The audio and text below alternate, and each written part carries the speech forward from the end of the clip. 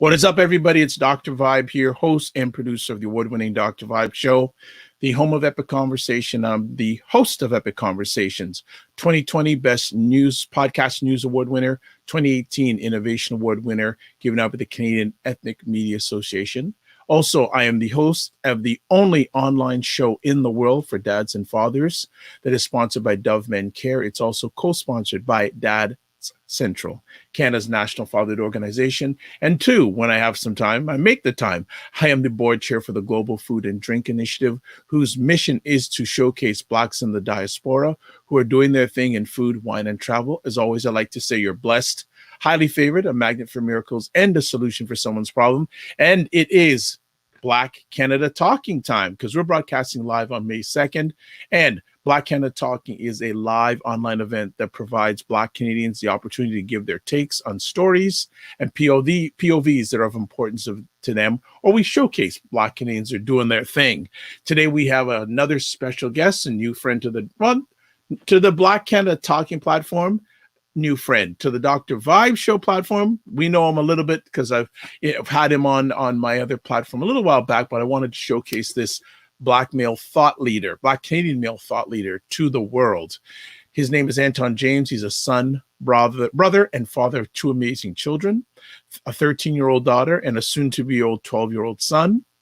And while they both, as he says, they both believe themselves to be in their mid-30s at least, they effectively keep him sharp and alive. He is the youngest son of two brothers, both of them attending school out of the country. After returning from the United States, he attended the University of Toronto. Upon graduation, Anton was recruited by UPS, United Parcel Services, and was one of the four members of the Permanent Strategic Business Planning team.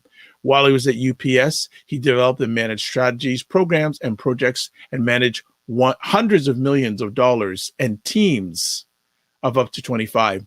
After leaving UPS, Anton led the strategy and marketing for technology startup, which grew to become Canada's fastest growing company. Along the way, he won many awards and accolades, culminating in the an invitation to the United Nations in Geneva, Switzerland, to discuss global competition. After the technology startup, he transitioned into consulting. Some notable clients include Rogers, TELUS, the Toronto Transit Commission, and Autism Ontario. At this point, he endured some personal shakeups, a divorce, but he was blessed to secure full custody of his two children. As a result, he transitioned back into the corporate realm and led marketing sales strategy efforts for diverse industries, including medical, SaaS, technology, artificial intelligence, and not-for-profit, to name a few. While he continues to work in marketing, sales, and strategy realms, he's been ramping up his hosting, moderating work, and currently hosting two national shows, which engage politicians, banking, technology, and industry leaders, while the other show engaged segment leaders on diverse sectors. So he says what distinguishes himself is his ability to connect with people, his adaptability, and his tenacity. So let's welcome to Black Canada Talking for the first time, but not the last time, Mr. Anton James. How are you today, sir? Not bad at all. Thank you for inviting and reading my bio there. It's a little bit long, but it's okay. No, it's you've done a lot and you need to be showcased. That's what Black Canada Talking is all about, showcasing the achievements of Black Canadians. So, hey, well deserved, well earned, and thank you for being here. No problem. My pleasure for sure. Good. Before we get into chopping it up a bit today on Black Canada Talking, we'd just like to know a little bit of your background. We've got the professional end. Where did you grow up, life growing up, etc.? Yeah, well, that's interesting. I grew up for the most part in the GTA, Mississauga specifically. Did school down here. And I went up here, then I went away. Then my parents moved a little bit north. I went to private school in my later high school years. And then before heading down to the States, I went down there for school. And then after schooling down in Michigan State, I came back to Toronto. I went to U of T, and the rest you took over right there via the bio. Nice. There's so many things that we could chat about today, and we're going to start just, we were chopping it up yesterday on the phone. We went through about 50 topics. Yeah, we did. Just like, because Anton says, I don't know what we're going to talk about. And I started going in, he goes, yeah. So we're just going to land on different things and have conversation today. From your perspective, Anton, the last year has been challenging for many Black Canadians. Yeah, for sure. How has it impacted you personally, professionally, and what are you seeing the impacts on Black Canadians? That's a very interesting question. Right now we're in a cultural mind shift where we sit there and we see, movements within the community itself in terms of people taking attention within the community. And it's affecting me personally because I've got a lot involved, a lot of not only community events, but structural events in the corporate personal realm. And that's good on one side, but on the other side, I'm somewhat frustrated. And so the thing that I think is good is, again, there's activity.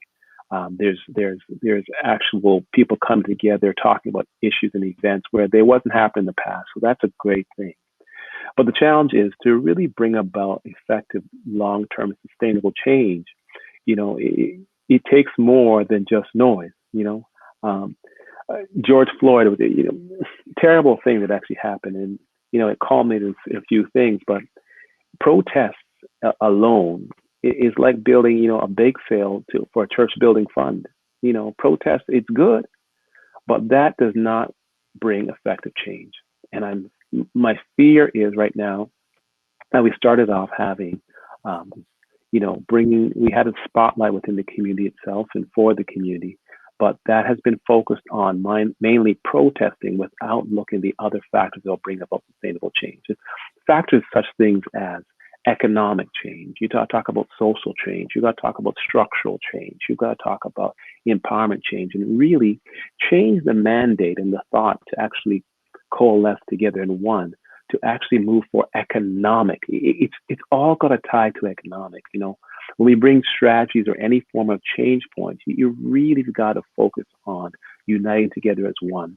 And I think what we're challenged being is, one, we haven't neutralized under one uniform platform. So, we still have all the divides within us. We're not, we have the African Americans, and then you have the Scotians, and you have those from the Caribbean and so forth. We haven't united under one of those challenges. Two, we haven't coalesced under one strategy. This is what we want politically. This is what we want economically. This is what we want from a social reform, a judicial reform. And those without having any strategy and plan, or there is individual strategy, but collective as one, it's challenging to actually implement because you have many people pushing different ways. And so that part's a little bit frustrating for me. Mm-hmm. So I'm glad to see that, there's a lot of organizations emerging now. There are a lot of people talking. But I'm frustrated because not a lot of movement has happened outside differently. Not a lot of sustainable long-term movement that will affect economic change, because ultimately, it all comes down to economics. Good stuff. I can go in more detail, but you're going to. But let me ask, what do you think some of the root causes are for the lack of collaboration? Hey, you're asking some hard questions, man, because you know what? We can go back. Socialization is one. We've been socialized. The system as a whole, any system, not just this system, any system is there to maintain itself. And so that the system will educate those that are under the system to act in a certain way. And that system will sit down and say, and we've bought into the system. For example, a lot of our forefathers came to over here, and I'll talk about Canada specifically because I'm here right now, is our parents came in here working hard, doing what they got to do to make a better and a change for us. But the reason, the second generation, they got comfortable because now they have the appearance of middle class, so they don't have that same drive. And because they don't have that same drive, they're not united together for one commonality, let's make a change, let's make a difference. It's more, it's in versus let's stand and fight together and push for economic growth.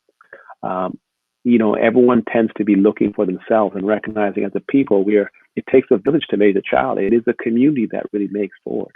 And we have lost that I won't say we haven't lost it, but it's not as strong, the diverse push for unity and community, because community will ensure economics are standing up. That will ensure judicial reform is actually done. The political, political movements and insinuation, social reform, and how we raise and the moral values and all those ones, we're moving on where it's more individualistic. And Okay. I think that's part of our challenge. Has the last year widened that opportunity of collaboration in your head?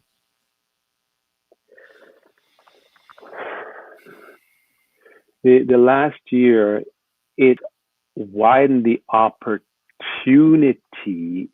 on the surface, but in reality, no, it hasn't. There hasn't been more coalition. There hasn't been more unity. What if you're seeing happen is a bunch of organizations, a bunch of different ones joining up, but they're not. A lot of them aren't coming together and say, you know what, let's put our difference aside. My background, as I said, when I write strategies, so I've worked with a lot of organizations. I write strategies, and I say the first thing is everything dilutes from the one general push. We've got to put it off to the side.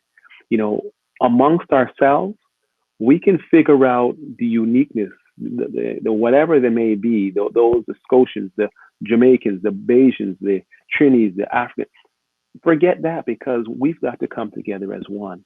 And so the divide is being open where we're getting more as a community, we're getting more attention, but we're not taking that attention to focus it on a funnel to say, okay, let's now, because universally we all have this one challenge that we're being underrepresented in the corporate realm, that we're being treated in the judicial system, our educational systems, we're not being taught the cultures and history that best reflects both the negative and positive of our experience. These are things that you unite, and I don't see a lot of coalition to actually move those together. There are definitely organizations that are doing it, but I'm seeing a lot of just everyone doing it, everyone doing it for themselves. A few minutes ago, you said if you got permission for me to go deeper. I'm giving you permission to go deeper. Okay.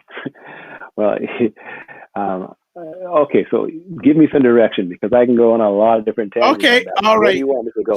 So let's start off with just the whole frustration of organizations popping up, and I see them all over the place, and it makes me scratch. Well, there's no marks in my head, but it makes me go, is it still the whole divide and conquer from the past still living out? Well, you're hitting it dead on. If you're going back to the Willie Lynch, that's exactly what it is. You're talking about the field slaves versus the house slaves. It's the same mentality. You know what? In society, you have those that have, the worldwide caste system, and the blacks tend to be at the bottom of the caste system. So the ones that rise above, they say, well, I want to make sure I'm distinguished. I wanted to build a caste system within my own caste, and so I'm better than those ones, or I'm going to be different than those ones, and I can do it. Let me become all the glory. And you're like, listen to me. At this point, recognize at the same spell, what you're doing is you're diluting it. Double E. Du Bois said the talented tend to go through, that those that naturally rise up should look back and reach back to pull others up. Oftentimes, not what's happening. Those are reading up. The talented tend to going back and saying, look how I'm different. Look how I'm different. And I don't want to work with those ones. I want to be the one superstar in the room. I want to be the one that can sit down and say, I'm doing great. And when I do so, my privilege is to get more acceptance versus, looking for our second and third generation. Our responsibility, the reason why I get so involved with our Black community is not only just am I a Black individual, but I have kids coming up, and they shouldn't encounter the same challenge that I encountered. We need to be putting infrastructure in there. We need to work together. Put aside, listen to me, as I said, and I say again, I'm against, I'm of Jamaican descent, but I would be against any strategy that says, let's elevate Jamaicans. I'm of, they say a mixed funny eyes. Okay. I would be against any strategy that enhance the funny eyes or the curly hair or whatever it be, because that is the problem. It's divide and conquer. Find different ways to dilute our overall strength. It doesn't matter. It doesn't matter how I'm different than you, than you, than you, than you. We're all together as one. And if we move together as one, we can actually make united change difference. But that philosophy is not being coalesced. The challenge is other communities, they're coalesced because, they're distinct, but they're held together because they may have one or two religions. If you go into the Asian community, they're either Hindu or Muslim. There's not a whole lot. But in the Black community, from Baptist, Pentecostal, Episcopalian, there's no one coalescing, community group that brings us all together. Or you'll have the Jamaicans versus the Bajans versus the Trinis versus the Africans. And we're not, and we're saying, there are organizations for sure that is actually saying, let's reach out to all. But there's a lot of organizations that's just trying to specialize. I'm like, this is not the time for that. The time is once we get up there and we're able to move forward, then we can split. We can worry about all that later on. But just to be saying, in the past, historically, if you look at any type of movement, it's always you can't dilute your power or spread too far. And too many people are just saying it's about me, and like, no, it's about the community right now, man. It's about the community. I can go on. You let me know if I'm going too far. No. Going deep, brother. Going deep. I want you to continue on, but I also want to add another layer. Obviously, you're involved in a lot of community work. Do you get to have conversations with individuals in these organizations who you feel aren't getting it? And what are you telling them? And is the light bulb coming on? Oh yeah, for sure. So because like I said, I'm involved with a few industry groups, and I don't know whether man, I don't know why it's anyway. So I get approached a lot by a lot of other ones as well, and they're saying, well, I don't like this person, I don't like what they're doing, so I want to build something totally different, and I'm going to do this. And I'm like, listen to me, stop. And I'd get to the point where I had to say, I'm not doing any more strategies for any more diverse communities. You have a great thing that has a little bit niche that's different than what they're doing. Why don't you guys come together and join them together? And what I was finding was there was organizations, some that was based in the States and trying to come up here, and there was organizations that was trying to focus on economics, another one trying to focus on this. And instead of saying, I want to unite together, they weren't. They were saying, I want to, when that money comes, there's money coming out, I want to be able to distribute. I'm like, well, based upon what? What infrastructure do you have? Like, it's just now that you heard money might be available, now you want to make a difference. Well, how are you going to make that difference?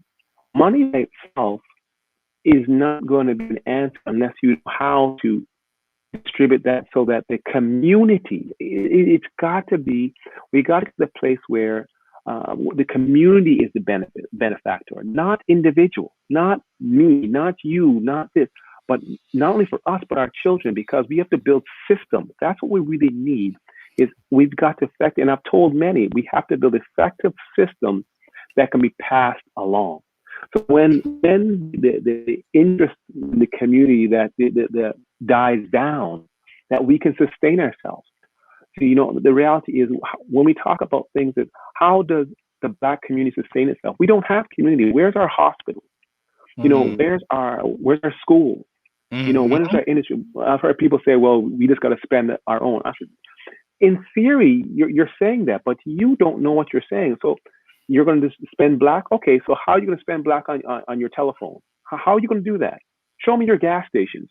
How are you going to, where's your cars being made? How are you going to do that? Like, think about what we've got to do. How are we going to build the infrastructure? Because that's what we need. We need to unite together to find, when we see there's funding sources coming, how do we make it such that sustainable, that can build up? Because it's twofold. There's a lot of businesses within our community that are really hustles. They're hustles that people just call businesses. I make two patian and I sell two patian. That's a business. That's not a business. But I'm not blaming them. It's because oftentimes they weren't taught the infrastructure of how to do it. How do you put your systems in so that you can have access, you can get funding, so that you can build into business, that you can hire? How do you make it such that you're doing great now because you make $50,000? Great. But you could be so much better if you just systemize. If you learn to systemize, you can make $500,000, And now your children have something to inherit. You don't want to be inheriting jobs, but people are coming out here and they want to floss. This is not time for flossing. This is time for building so that our children can now follow a footprint, follow, understand, listen, build up a community that can, one, build its own economy, can sustain within itself, and pass those economies on to stop spending on. You make little money, you have Gucci bag and Gucci. You're spending $5,000 on a purse, and you live in an apartment. Like, what are you doing? And you have 3 kids. Come on, man. That's not the time for this. The time is build a system so that, and teach your children how to make a difference, so they know how to be economically viable, how they can access funds. Oftentimes, the main thing is, listen. One of the courses I do is called it's a financial class. And we say you need to factor in. Okay, you want to grow. Perfect. How are you set up to get government funds? Are you set up to get funds? Are you set to grow? How do you grow? Recognize there's processes. There's reason why other communities do well. It's because they implement processes. When you start making money, it's not just about how much you make, but it's how much you keep. So are you working within tax structures? Are you working to optimize your resources and your suppliers? And how do you engage them? Where you're weak. You know what? It's okay to say you're struggling in certain areas. How do you partner to fill out your gaps? Those are the things that are the challenge that I was seeing a lot of companies, they're not doing. A lot of our small businesses, we were hurt hard in this pandemic because a lot of us were so interdependent and dependent upon our own nest community that we weren't set up to sustain and grow outside of our natural norm. Well, the economics has shifted, and people say, I can't wait till it goes back. It's not going back. It's not going back. There'll be a new norm, but just know it'll be a new norm. You know what? And be willing to pivot, willing to understand that you have to embrace technology where you can, utilize different sources to access funds so you can grow. You can be better. You can aim higher. But let me show you how. But open your mind that it's a possibility. Yes, you may have the best oxygen jerk chicken. I agree with you. Your flying fish, nothing better than that. Okay, if it's great, how do you set it up and franchise that? How do you make sure that your system is not only, is it good, but sustainable? Profitable and sustainable. Yeah, revenue doesn't mean that you're doing well. Oftentimes you see people, they're happy. Yo, I'm gonna make 50,000. Perfect. So how much did you spend? 48. So you only made $2,000. Understand, but you can change things up. So there's a lot of exuberance for possibilities, but a lot of people weren't. I see some are starting to, but it's slow. Are starting to embrace knowledge or changing their mindset of knowledge. They're rather going to their comfort zone, and comfort is the biggest killer of opportunity and growth. And right now, people are looking to comfort and looking for someone else to do what they need to do. Yes, everyone can point out the problems, but very few saying, let me try to take on the challenge. The reality is we all have natural skills, but we all have natural weaknesses. And in our community, I'm not seeing a lot. I'm seeing there is definitely some that's trying to address their weaknesses, their own weaknesses. And some of them are systemic. Yes, they are. But there's also some systemic solutions that can be done to those problems. And in light of it, I'm not seeing a lot of people moving towards them as I would like to. But I'm hopeful. I try to remain hopeful because there's some big initiatives that are coming, and they're going to be short. Some of them may be short-lived. The timing of some of these things that are coming down are interesting. When you look to see some of the programs coming, and you also recognize in the election coming up, you have to wonder how long are these initiatives going to go. But if we recognize that, and we do, then move while you can. And I fear that a lot aren't. They're just looking for now, and they're not looking for long term. I'm going to get to the whole thing in a moment. I'll get your opinion on all the government initiatives that are coming out. I'll parking on that for a second, but you did say something that I want to highlight on. And one of the things I believe, and I share with especially business people, there's a difference between profit and revenue. Yes, for sure. Can you Yeah, dive in? Can you see dive that? into that just for a second for us?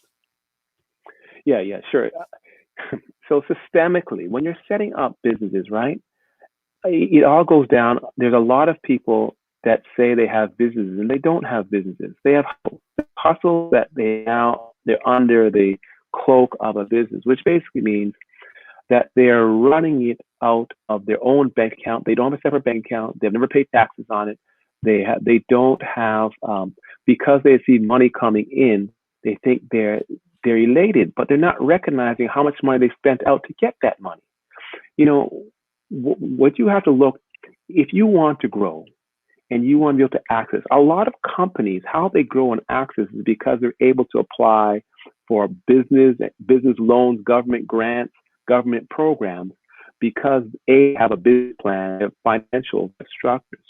But a lot of people say, listen, I made this amount of money. Yes, revenue is a good thing, but you also the fact there's an expense. There's real expense here. And if you made $100,000, so you sold 10,000 whatever widgets, and you made $100,000. Okay, that's good. That means $100,000 came in. But you also have to factor you spent $80,000 to produce that, and you and on all 6 of your children or all 10 of your staff spent 80 hours to do so. There's an actual cost to do something. So revenue doesn't need profit. Any companies have revenue, but they don't have any profit. And when they're structuring things, that's why even out of this COVID, a lot of business in our community didn't qualify for a lot of these loans because one, they didn't apply for, they didn't have They didn't have they didn't do they didn't have processes in place. No they didn't have governance. infrastructure. They don't have, right. Their bank account, their personal bank account is also their business bank account. They didn't have any payroll on staff. They didn't have any people being paid. So all those different ones, people say, well, I want to pay the taxes, but those same things, you don't realize people get ahead by systems. And that's not just businesses, that's people, that's a community. And we've got to develop and recognize other communities are utilizing systems to move forward. So for example, there are many communities that are getting government grants. Grants, you don't pay that money back. You don't, but you can only get it if you can only qualify if you have a business account, if you have filed your taxes, if you've done these particular aspects. And there's nothing wrong with that. Paying taxes is only relative if you're not making money. If you're making money, it doesn't matter. It's like a man saying, well, you know what? I don't want to pay any taxes. Well, listen, if I'm going to get $1 million and it's going to cost me $50,000 to pay taxes, I'll pay $50,000 in taxes every day to get $1 million. But people say, well, I don't want to pay. Well, you want to avoid paying taxes and avoid the positive. We've got to change our mindset. We have to change our mindset that what we're trying to do is build profitable business. Profit means, it means a couple of things. One, that after you pay your expenses, you pay yourself, there is still money in there that can reinvest and start it and continue to grow. Two, you've got to pay it so that you can pass along these businesses, because many people are setting up, they're just jobs that they pay themselves. That's not a business. You want to set things up so that if you're not working, it's still making money. And how you do that, you set up systems. And that is what I don't see as strong within our community, is how to, okay, you don't want to let them know what's in your recipe. Well, there's nothing wrong with that. Well, there's ways to protect that. Maybe only at least this person have this part of information, this person, get specialists can do. You don't have to be you shouldn't be the accountant and the bookkeeper and the person answering that. If you want by you selling can make $500 an hour, why are you the one answering the phones that can be replaced with someone that makes $10 an hour? Why you change the mindset? That's oftentimes, it's sometimes small things that make such a big difference. Yes. Understanding the system. And in our community, I find that we weren't taught that. We were taught to be employees, coming over here. We were taught to be employees. We were taught to work with the system. And I'm saying to us that this is the time to challenge what we've been taught, because we know there's more. One of the communities I work with, I don't know if I'm supposed to avoid or saying certain organizations. I don't know if I am. But one of them, they have a program out there, an example, and what they're doing, they're helping Black specific communities they're giving them grants. So if you have a business that can show that it is a business and not a hustle, that means that it can sustain itself, it can grow, it can scale. Be clear, scaling is not growth.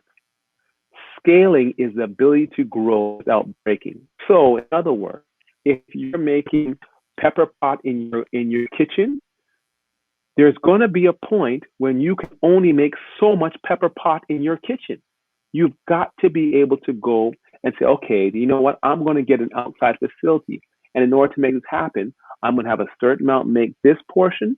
Then I'm going to have a financial system and get resource that can get this, a supplier that does this, an accounting system that can do the whole app, so that you build systems so that you now oversight and you are now working on your business in contrast to in your business.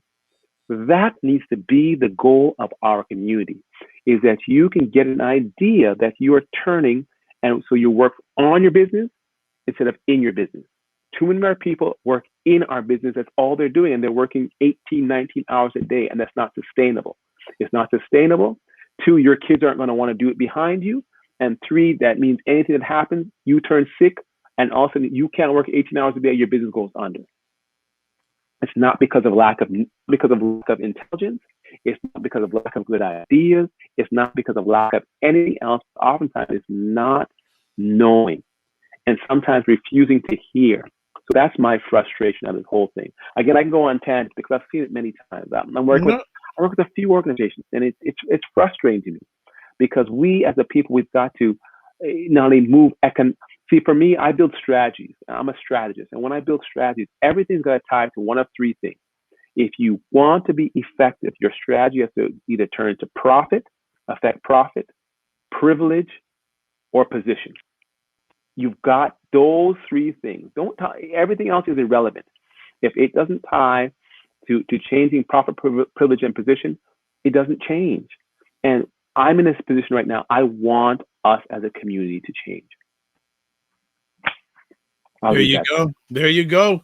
Laying it down.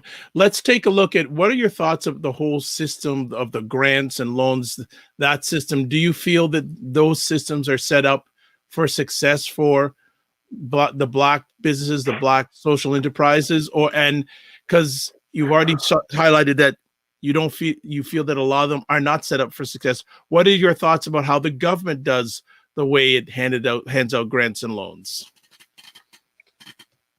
Oh, you're getting me into some interesting waters here. Yeah, I'll tell you this. Historically, I'll talk historically, then I'll go into present. Historically, we've seen over and over and over again that initiatives and programs and policies that's quote unquote been targeted for the benefit of quote unquote the Black community never tends to go to those communities. You have things such as we'll get access to government grants and procurement. You go out these contracts, but if they say what's the qualification of those contracts? Well, you've had to be in business for 15 years and have $10 million in assets and have 40 staff. Well, that by itself disqualifies 98% of Black companies. But they say it's going to Black community owned. So what ends up happening is you have larger other people, other communities come take that one and say, okay, but we'll have a Black person in there, and it doesn't get disseminated through. You have programs such as affirmative action. Affirmative action was deemed as one because Blacks were disenfranchised from the system. Then what ended up happening was, well, one, who is the biggest benefactor? It's not Blacks, it's female whites. And this is not. I'm just saying what the facts are. I'm not saying yes or no. Or you'll see that there's a lot of representation in the lower levels. Diversity, similar now we're talking about diversity and inclusion. A lot of diversity and inclusion means let's get the numbers. Well, numbers alone is ineffective if they don't have position or have the ability to make effective change. You know what? When I was at a company, a large logistics company, I'll just say it out there, it was very interesting. You have 5,000 people across 5,000 people across Canada, only 5 of us had any form of power. So there was a whole leap of our community in the janitorial staff, in the clerking staff, in the secretarial staff, but in any form of power that could hire people, that could influence decisions, influence programs, influence. It's very relative. So you know what, this realm, because a lot of people are talking about diversity, inclusion, equity, and inclusion. There's a very big difference. I don't think it's well known, and I think right now that I see that a lot of these organizations is going to maintain that same philosophy. Though I see them making efforts, because you have to remember, at the end of the day, a system is designed to protect itself. Ultimately, they're not going to give up power from themselves and give it to somebody else. They're not going to want to do that. Martin Luther King afraid, power will never be given up by the oppressor. It must be seized by those that are oppressed. And I think the challenge being oftentimes because solutions are made for us, I'm somewhat skeptical, because if we're not making our own solution, there's typically historic history has shown us that many times that they are, it hasn't been to our best interest. Okay. But I remain hopeful, because this round I'm seeing something that are different. And the only thing I'm seeing different, and for example, I know they're starting 2020, there's a Black interest group that's actually leading some of the loans that are coming through, and I know there's some organizations that's doing a program called the POVs, and what they're doing, they're disseminating. So I know there are community groups that are doing certain things in concert, but as a carte blanche, I have one eye open. I'm hopeful, and one eye open. I remain to have one eye open. No problem. You had mentioned in your last share about diversity inclusion. Mm-hmm. What's the scale on 1 to 10 about your level of hope in the whole area of diversity inclusion? That's been really pronounced by a lot of organizations, especially over the last year. And are you confident that we'll see it long term? Oh, yeah. So, I am very concerned about that. I think sometimes it's a political, public relations move by many organizations that they're interested. And you know what? Systemically, I don't want to step on toes here. So I'll try to be gingerly. Systemically, we can see that there is challenges, right? There's challenges within particular communities that have been directly disenfranchised. There's been systemic processes given. We look across not only Canada but North America. Systemic policies and programs that have been targeted for specific communities, and in response, those specific communities were developed programs that were meant for them. But you've now seen that you have other communities that did not go through the fight, did not have the same struggles, did not have the same policies and procedures that was in place to systemically hold them back, benefiting from many of the adversity that some of these communities, and specifically the Black community, has felt. So when they talk about now, all of a sudden they're waking up that they didn't realize that this was a problem before, it's somewhat disingenuous. Because to say they didn't know, it's interesting. But what I will say, I know there is a movement to now have them.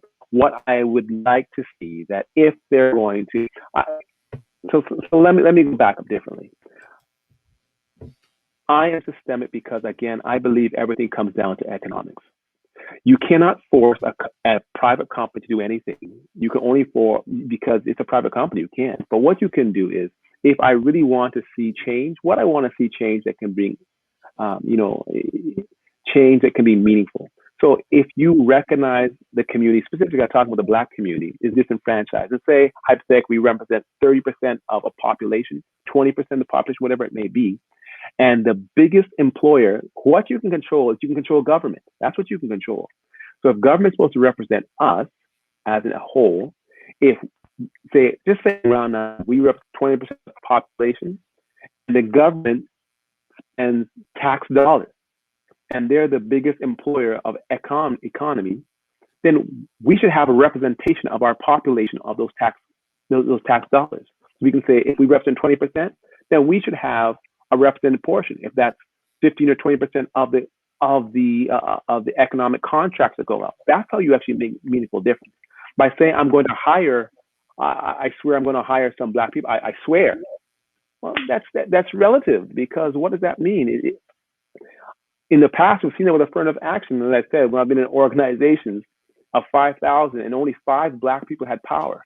But we had the whole janitorial staff, the whole secretary staff, all the clerks were full of minorities. And I'm not even saying minorities, I'll say Black, because listen, don't misunderstand me. I have love for every community, everyone. Just I have to love mine first. I don't want to come against any of the communities, but again, and so when I hear things that don't tie directly to power, position, or profit, and even for our community, I get skeptical. I'm sorry. If I don't see you saying, okay, we're going to hire X amount and at this level, so that's now power. So that means that person not only can influence what a company's doing, but he can actually hire people. If I don't see policies, every time I'm going to hire, I have to make sure that there's a certain amount of Blacks included in that process pool.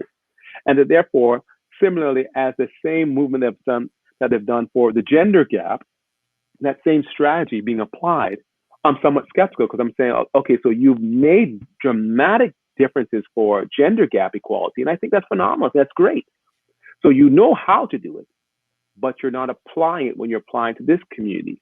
They're showing you a challenge. So when you say, am I concerned? I am. I would say, yes, I am concerned about that. Do I believe? Now, one thing I will say, many organizations are saying certain things now because for many reasons. Some is because they're being corporately shamed into it. 2, some are because, it's part of their political mandate. But is it sustainable? No, I'll tell you this. Shame, morality, those are not business deciding factors. Those are not sustainable. What becomes sustainable is when you build up a community such that they can produce products and services that are seen and are a viable option for larger corporate entities, such that they're saying, okay, then we can now utilize them as we can utilize any other community, and we want to include them. Unless you can get to the stage where they're economically sustainable by themselves, then they will always be in a position where they're asking for something that they should be demanding, that they should have been there. So am I skeptical? I am skeptical. Am I hopeful? I'm remaining hopeful, because I'm seeing change in last year and the year before I didn't see it. But I'm nervous because I'm not seeing the strategic processes, policies put in place that they know that they have done for gender equality, that they've done massive growth. And I think that's great. I think that's phenomenal. But I'm not seeing those same initiatives, that same tenure, and that same and what's the word? Lack of words right now. The passion, same, passion or commitment, commitment, right. Long-term commitment. Yeah, I'm not seeing that. So I'm nervous. Yeah. Yes, there's you hear there's this fund and that fund, and that's great. And I'm not shooting any of it down. I hope I'm wrong, but I just haven't seen it. Seen some do. Again, with the BPA, I've seen them do some things, and they're one of the few ones I'm seeing do stuff. I've heard about some other organizations, they're doing stuff, but then I won't go into the finer details, but it's not sustainable. It's not long-term. Once this, the major push dies down, how are you going to sustain yourself? How are you going to maintain and continue to support communities? How do you build a community? There's a difference between a neighborhood and a community. A neighborhood says in a certain geographic structure that you have different things in a geographical structure, but you're not necessarily connected. A community means that you now have a shared common belief, a shared common interest, a shared common value. How are you building the value such that we tell our kids to get educated? We tell them to get educated to go and do what? Because our own community, we're not building a community that can educate those kids when they do get educated. So when they finish, that they're oftentimes the last hired and the first hired. We have to get to build our community so that we can now not only send our kids off to school and give them the scholarships and the opportunities, but also build a community so when they're finished, they can come back and they work for us. They work within our community, building up our community. Again, I built a 7-stage strategy of how we get through this. How do we change the structure? And it takes just that, man. You know what? You have to have tied economics from tax. We made X amount of taxes as a community, that therefore X amount of contracts need to come to our way. We need to build trade within diaspora. We've got to trade directly with some of our diaspora unions. We talk about what you do in Jamaica. Well, why are you're outsourcing your business to Philippines and Africa and Philippines and India, and outsource some of those call centers to Jamaica and to Trinidad and to the Guyana nations. You can talk about products when you can actually do that. Now you start to say, okay, education. We got to educate our kids different. We have a lot of teachers in the community. How they teach in growing up in school here. The only time I heard about blackness was, they're naked running in a hut in Africa, or they were former slaves. It wasn't until I went to a private school that I heard about my history and I went down to the States. And then you hear about the W.E. Du Bois and the Marcus Garvey. So you really hear about their strategies and what they're doing. And you hear about the Dr. Claude Andersons, and you hear about the different minds. And you say, wait a second, you don't even know these things exist. Right now, you hear a black person doing well, and it's an anomaly. You're like, oh, wow. They go on about LeBron James. LeBron James is phenomenal. I love what he's doing. Forget his basketball side. I'm talking about what he did with his school system. He's an athlete. Who cares? Let's talk about what he really did. He's making massive changes. Let's talk about that. Let's talk about how. What did he do? What the systems? That's what we've got to educate our systems. What was our history? Where do we come from? They talk about Egypt. They talk about Egypt like it's in a different country. Egypt is in the middle of Africa. Africa is a black nation. Where did they come from? Where was science and chemistry and calculus and physics? Where did that come from? That came from a black community, but that's not shared. So oftentimes you have black people there. I've seen a lot of kids. They're embarrassed of their blackness. They try to hide and pretend. Well, where are you from? Well, my grandfather was Irish. Well, listen to me. Be proud of where you're from, man. Be proud. Don't talk to me about your 7th generation. Well, man, so it's because we're not educated to a certain sense to really understand the strength and the value that we are. We're educated to understand and value ourselves and our contributions. When we don't educate ourselves, then we talk about the social systems and the judicial systems. Well, then how, they talk about the states, like the things they're doing, there's no organized strategy. Every time they're killing, nothing personal. George Floyd is phenomenal. I'm so happy that he got convicted, but the reality, it's a different strategy they got to do. Everything's got to tie to, remember I told you, power, privilege, and profit. Every time that they do, one gets shot, forget protest. 2, organize a coalition that every time someone is shot, that there is a fund being set up that you're going to sue the city, sue that cop individually, sue that police force, and you're going to start to see, now it's starting to affect their economics. If it affects a system's economics, then we'll bring about change. Sit down and protest, and they know that you're going to protest for 2 weeks, and then you're going to go home. That doesn't bring about change. And so we've got to educate. How do we do that? Even our own judicial system. Well, how do we get representation? Because, having a person on the board that has income like you, but they have mindset that's totally different than you, is not your advantage. Clarence Thompson is not helping us. He's actually hurting us. So how do we educate and change the judicial system?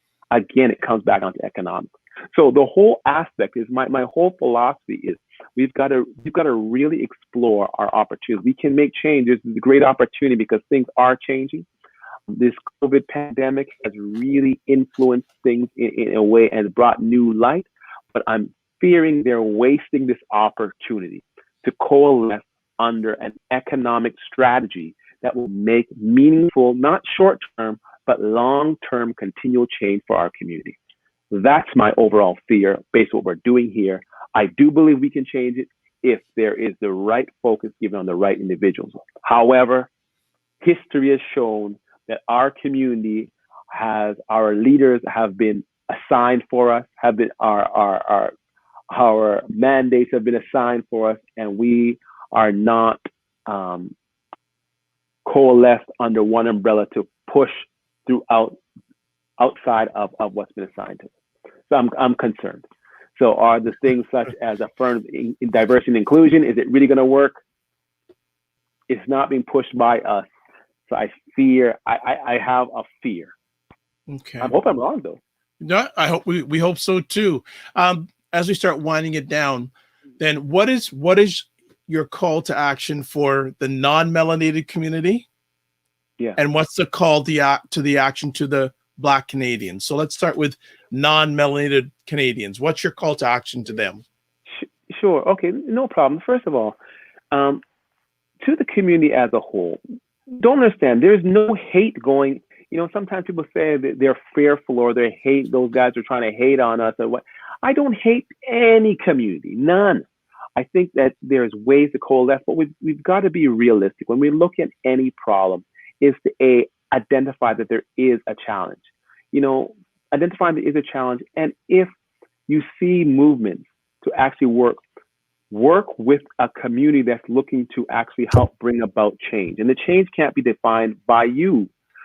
I can't tell you, when I was in U of T, I remember I was in one class and someone got up, it was a sociology class, there's 7 people in the lecture hall, and they said, you know what, the States is really bad, man. And you know what, wow. But thank God we don't have racism in Canada. But in the States, they're really bad. And they said, there's no racism up here. And I stood up and I said, what? And I said, yeah, it's true. And I said, I thank God that you said that, because I was thinking to myself, I was thinking of things that are perpetuated. It's not true. And, menopause and, period pains, that's all those fallacies. I don't know why they keep talking about that. And there was outrage. And I said, listen, the point being is, if you don't understand the pain, if you don't see the pain, you can't come and develop a solution to the pain. So to my melanated community, we love you, man. But listen, we've got to work together to work through it. You can't say we must pick up the bootstraps, because oftentimes we don't have access to those bootstraps. We don't even have access to the boots. And oftentimes you have access to the power sources and the power structures that are often systematically holding us back. So let's explore that, because the reality is it's not just to your moral benefit, but it's really to your financial benefit. Again, there is great opportunity here financially. Again, everything has to go to power, privilege, and profit for you as well to integrate within the Black community. Let's sit down there and don't pick and choose, but let's sit down there and get a true understanding of what the challenges are, what the real challenges are, not the surface challenges. Let's not look at the colds anymore, the colds and sniff. Let's get to the actual cold, not the cough, to the cold. So that's what I say to the community, to the non-melanated community. We do love you, but let's work together. And To to the our Black Black community, community, yes. oh, for sure, we've got to come together. Stop it. Stop. Put the division aside. Put all whatever the divisions are. I don't care. Everyone has the right to be what they want to be, where they want to be, where they're from, how they believe. All that's irrelevant, because as a people now, we are all grouped and we are treated and qualified the same, whether we like it or not. It doesn't matter. We need to sit down and coalesce together. And then once we do, stick together so we can build economic strategies, political strategies, social, judicial strategies as a whole, not just when someone's killed. There's more problems in our community when someone's killed. When someone's killed, you hear this big outrage. But where's the outrage when you hear, the disenfranchisement and undereducated of kids? Where's the disenfranchised when there's no economic community? We've got to come together. We have to now work together. Stop being enamored by the trinkets, the shining trinkets. You can get a pretty car and you can get this and that. Who cares? Those things aren't going to mean difference to your life. This has got our time, not only for us, but for our children. How are your children's lives? You need to challenge yourself. How are you leaving something better for your children? How are you going to make things better for your children? If you recognize that the system that you've been taught is getting education, coming out and living a great life, that is not working for us. It works to a certain extent, but is it as effective as you want it to be? No. How? Because you're the first hired, first fired. How can we build community? Let's sit down there and say, how can we work together? We've got to get to a place is we've got the intelligence, we've got the ability, we've got the drive, we have so much. We have to be willing to learn, willing to work, and willing to move together as one. Together as one, we can do many. You can't win a fight with a finger. You can win something with a fist. Let's come together. I love that. Win with the fist, not with the finger. Anton, thank you so much for sharing with us today. If people want to get in contact with you, is the best way your email address? Yeah, sure. My email address is antonjames@rogers.com, or you can call me direct at 416-846-4392 is the best way to get a hold of me. For whatever it necessary be. If, for example, if you're part of the community or not part of the community, you want to talk about strategies, how we can work together, man, by all means. Whatever the case may be, man. If you want to check out one of my shows, that's cool too. I love that. Yeah, well, yeah, I didn't know you host show. What are the shows that you host? Give it some pub here. Yeah, I host 2 shows. Well, I host the 2 most prominent shows I host right now. One is called Level Up Program for the BBPA, the Black Business Professional Association. It's a financial and funding masterclass teaching Black-led businesses how to go through the whole gamut from startup to infrastructure. So the first 2 weeks, week 1, I interviewed the head economist for the HSBC. The week 2, I did the deputy governor for the Bank of Canada. Week 3, I had the head of, we brought a bunch of lawyers. How do you structure companies? And then we brought in tax accountants another week, and we talked about how do you get access to government funding. And we brought in ministers, different ministers of small business and economic affairs, and different one of how can we get access to government procurement, and what about insurance? What about strategies? What about how, there's a new bank that's been coming through, FACE program, which is going to be giving grants to Black businesses. How do you do that? How do you understand? How do you grow? That's what we're teaching them. That's what we teach them. The other one is called Ask Professional. Again, it's by the BBPA, the Black Business Professional Association, and they teach issues that matter to the Black community. Whether we talk about how to improve yourself personally, your family, educationally, we talk about celebrate people within the community. We talk about challenges, everything from shadism to mental health to financial literacy to investments. We talk about how to really make meaningful change. I do a host of other ones as well, but those are my 2 most noted ones. If you want to find out about that, definitely reach out to me. I'll be more than happy to share. And if you want to do hosting, yeah, I do almost hosting. Well, see, this is the man who's taken over for me. No one knows me anymore. Anton's just ruling things. Anton's just ruling things. No, not at all. Listen, man, I'm just a scroll trying to get in that. Like I'm telling you, for all jokes aside, man, like you've done such phenomenal things within our community, and that's the thing we need more. We need more where we have something that actually coalesce and bring us together. You have been the steady rock for years, bringing the community together and talking about what's going on, talking about real issues, and that's exactly it. So I am not, and I'll be wanting to say, I am not here. You know why I say that though? For real? Yeah. Because that's what's happening right now. You're having a lot of, everyone's trying to, well, me too. No, listen, man, I'm a humble fish. I recognize you have paid your dues. You've been there when others were not. And so I'm not here to try to take away from anybody. That's not it. I want to showcase you and just show there's others, because there was times where I was the only fish in the sea. That's absolutely correct. Just to see other fishes out there, I'm here to help. I want all of you to do better than me. I want you past me. I'm here to serve, because I believe in the true definition of success for me is service, sacrifice, and selflessness. So that's why. So I was just joking with you. I am so happy for you, what you're doing. I'm always here to serve you and your family. I want to say a big thanks. Look forward to having you back when you have time, because there's more. Anytime. Looking forward to it. Anytime. Thank you so much. It's Dr. Vibe here, host and producer of the award-winning Dr. Vibe Show, the home of Epic Conversations. I'm the host of Epic Conversations, 2-time Canadian Ethnic Media Association award winner, 2020 winner of the Best Podcast News, 2018 winner of the Innovation Award. Also, I host the only program in the world for dads and fathers that is sponsored by Dove Men Care. It's also co-sponsored by Dad Central, Canada's national fatherhood organization. And I am the board chair of the Global Food and Drink Initiative, which is a multimedia not-for-profit that showcases Blacks in the diaspora that are doing their thing in food, wine, and travel. As always, I'd like to just thank you for watching live on the replay or listening to the replay. As always, I close out with these things. One thing, yes, BIA Media, thank you for the production. And then live your life as a dream. If you can dream it, you can make it. Sometimes you have to get small to get stronger. Block assumptions and aim bigger, aim better, aim higher, aim wider. Love, faith, and respect. Remember to give yourself grace, and we will certainly have Anton back. God bless. Peace well. Keep the faith and walk good.